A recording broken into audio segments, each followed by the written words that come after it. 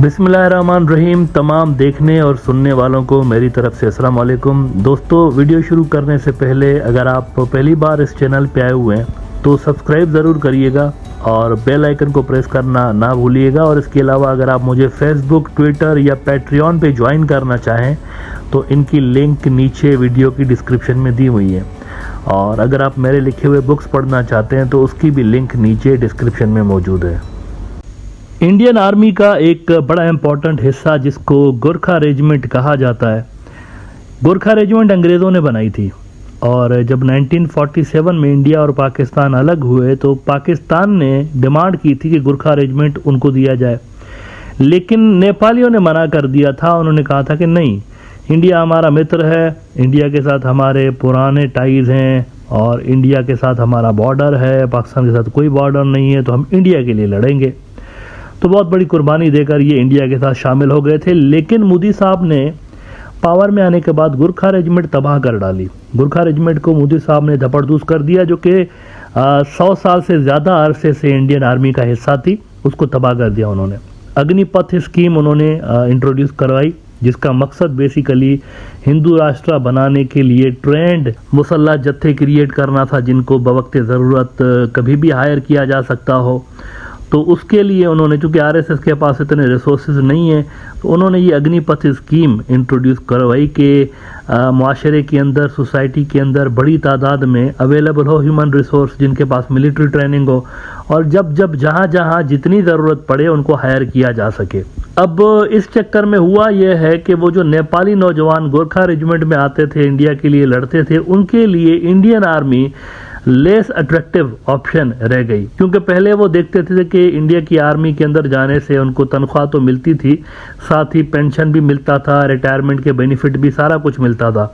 लेकिन अग्निपथ स्कीम आने के बाद ये सारे ऑप्शंस क्योंकि उनके पास ख़त्म हो गए, तो इंडियन आर्मी में जाना वैसे भी उनके लिए कोई फिजिबल ऑप्शन रहा नहीं। तो एक शार्प डिक्लाइन आया है, लगभग ज़ीरो हो चुकी है रिक्रूटमेंट नेपाली नौजवानों की इंडिया की आर्मी के अंदर। लेकिन इससे एक बड़ा प्रॉब्लम इंडिया के लिए ये क्रिएट हो गया है कि गोरखा जो नौजवान है, यानी जो नेपाली नौजवान है, इसके लिए रिपोर्ट्स आ रही हैं कि पीएलए इंटरेस्टेड है इनको हायर करने में। और बहुत से जो गोरखे हैं वो पीएलए के अंदर शमूलियत के लिए अप्लाई भी कर रहे हैं, वो जा भी रहे हैं वहाँ पर। और इसके साथ साथ एक और बहुत बड़ा जियोपॉलिटिकल इवेंट ये भी हुआ है इस सारे चक्कर में कि बहुत से जो गोरखे हैं वो यूक्रेन और रशिया की जंग में लड़ रहे हैं। Would you believe that? गोरखे वहाँ पर जाकर लड़ रहे हैं यूक्रेन और रशिया की जंग में, और बड़ी तादाद नेपालियों की वेगनर ग्रुप के लिए वहाँ पर, मोस्टली ये रशिया के लिए लड़ रहे हैं, थोड़ी सी तादाद इनकी यूक्रेन के लिए भी लड़ रही है।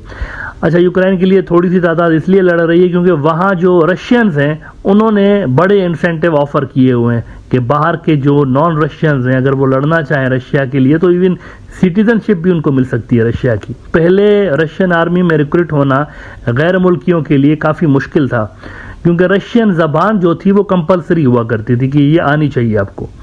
लेकिन अब वो जो कंडीशनें हटा दी गई है, इंग्लिश भी चलेगा अब तो, इंग्लिश के लिए भी उन्होंने, इंग्लिश इज आल्सो ओके। तो इस चक्कर में हो ये रहा है कि बहुत से गोरखे जो कि दुबई के अंदर और मिडल ईस्ट के दूसरे इलाकों के अंदर जो सिक्योरिटी कंपनीज में काम करते थे एज अ गार्ड या फिर दूसरे जो मकासद के लिए वहाँ पर जो काम करते थे, वो भी वहाँ से जा रहे हैं उधर। तो इसके चलते हो ये रहा है कि मुख्तलिफ गोरखे जो कि इंडिया के अंदर इवन सिक्योरिटी कंपनीज में भी काम करते थे, गार्ड्स भर्ती होते थे कहीं पे तो कहीं पे कुछ और सिक्योरिटी से रिलेटेड काम करते थे, वो भी रशिया जा रहे हैं दौड़ दौड़ के, और वहाँ पर वो वेगनर ग्रुप के अंदर शमूलियत अख्तियार कर रहे हैं। द डिप्लोमेट ने खबर लगाई है सवाल से, देखें रेफरेंस देना बड़ा ज़रूरी होता है, ये इंपॉर्टेंट खबरें होती हैं, बिना रेफरेंस के इनको मेंशन करना मुनासिब नहीं होता। द डिप्लोमेट एक बड़ा न्यूज़ आउटलेट है, इन्होंने कहा है कि why Nepalese are fighting on both sides of the Russia Ukraine war, a long tradition of serving in foreign militaries and a lack of options at home has drawn young Nepalis into the conflict। और इसमें वो कह रहे हैं कि recently evidence has emerged of Nepali youth joining Russian forces. On May 16, Russian authorities made it easy to access Russian citizenship after 1 year of military service in Russia. Since then, hundreds of Nepali youths have joined Russian forces as contract soldiers. Some of them are retired from the Nepalese army.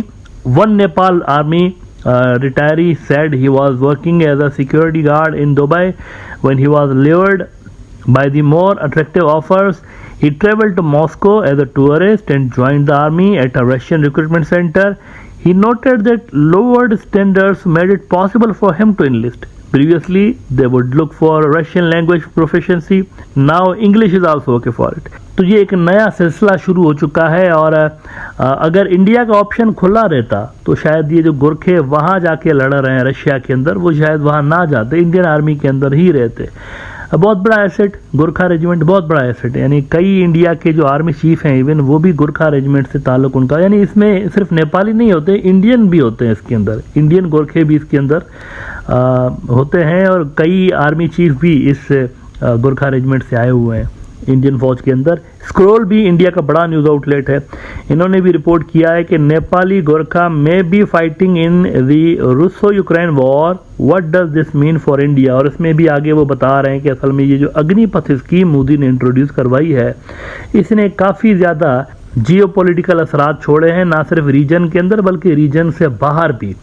अब Russia के लिए अगर गोरखे लड़ रहे हैं तो उसमें तो कोई ये कह सकता है कि भाई रशियंस भी तो इंडियंस के पार्टनर हैं तो ये तो अच्छा हुआ है, लेकिन वो जो चाइना के लिए खबरें आ रही हैं कि चाइना की जो पीएलए है वो भी इंटरेस्टेड है गोरखों को रिक्रूट करने की। अब जाहिर सी बात, पीएलए एक अमीर फोर्स है, उनके पास पैसे भी ज़्यादा है। ये जो अग्निपथ स्कीम इंट्रोड्यूस करवाई थी मोदी साहब ने, इसके लिए ये कहकर बीजेपी वाले इसको जस्टिफाई कर रहे थे कि देखें वो जो पेंशन हम दे रहे होते हैं रिटायर्ड फौजियों को, तो ये एक्सपेंसिव आर्मी बन गई है, सैलरीज बहुत ज़्यादा दे रहे हैं, पेंशन बेनिफिट्स, रिटायरमेंट बेनिफिट्स बहुत ज़्यादा हो गए हैं, इसलिए हमें इस पर काम करना पड़ा इसको कम करने के लिए। अब इसके कई सारे और भी वैसे तरीक़ेकार थे जिसको अडॉप्ट किया जा सकता था, तो इसीलिए बहुत सारे लोग इसको शक की निगाह से देख रहे हैं कि असल में ये जो अटैम्प्ट हुई है अग्निपथ की, ये हिंदू राष्ट्र की फोर्स क्रिएट करने के लिए की गई है, क्योंकि करोड़ों की तादाद में फौज चाहिए होगी इतने बड़े ऑपरेशन को अंजाम देने के लिए। बिकॉज ये इंडिया भर में आपने कर्फ्यू लगाने होंगे, इंडिया भर में आपने कंट्रोल करना होगा माइनॉरिटीज़ को, तो इसमें लाखों की फौज काम नहीं आएगी, करोड़ों की तादाद में आपको नौजवान चाहिए, ट्रेंड नौजवान जिनके पास मिलिट्री ट्रेनिंग हो। तो इसके लिए एक्सपर्ट्स मान रहे थे कि शायद ये आरएसएस से जुड़ा हुआ मंसूबा था जिसको बीजेपी ने इम्प्लीमेंट किया हुआ इंडियन आर्मी के अंदर। अच्छा, नेपालियों को तो छोड़ें, खुद इंडियन नौजवानों के लिए अब इंडियन आर्मी के अंदर जाना ज़्यादा कोई फिजिबल ऑप्शन रहा नहीं है। मतलब ये इकोनॉमिकली और फाइनेंशियली उनके लिए फिजिबल नहीं, कोई कैरियर ही नहीं है ना, 3-4 साल काम करें उसके बाद दफ़ा हो जाएं, ये कोई कैरियर ही नहीं है इस तरह से। और आप मांग भी सर्विसेज उस वक्त रहे हैं जब नौजवान अपने कैरियर के पीक में होते हैं, यानी स्टडी का कैरियर जो उनका उसके पीक में है वो ना, कॉलेज से निकले अभी, अब हायर एजुकेशन के लिए यूनिवर्सिटी में दाखिला लेने वाली जो एज है उसमें आप इनकी सर्विसेज मांग रहे हैं। तो ये पढ़ाई वाले 3-4 साल अगर आपके पास वेस्ट करेंगे तो उसके बाद इनकी पढ़ाई का क्या होगा। तो काफ़ी सारा एक अजीब व गरीब सा इन्होंने ये सिस्टम बनाया। ये 26, 27, 28 साल के नौजवानों को भी भर्ती कर सकते थे अगर उसूली तौर पर देखा जाए। 28, 29, 30 साल, आपने 3 साल ही सर्विस लेनी है ना इनसे, तो अब 28, 29, 30 इस साल की जो एज होती है उसमें ले लें। इस वक्त तक तो नौजवान काफ़ी जो होते हैं अक्सर वो कम से कम कॉलेज यूनिवर्सिटी से पढ़ चुके होते हैं, तो कम से कम उनकी स्टडी मुतासर नहीं होती, लेकिन ये मांग रहे हैं 18-19 साल वाले।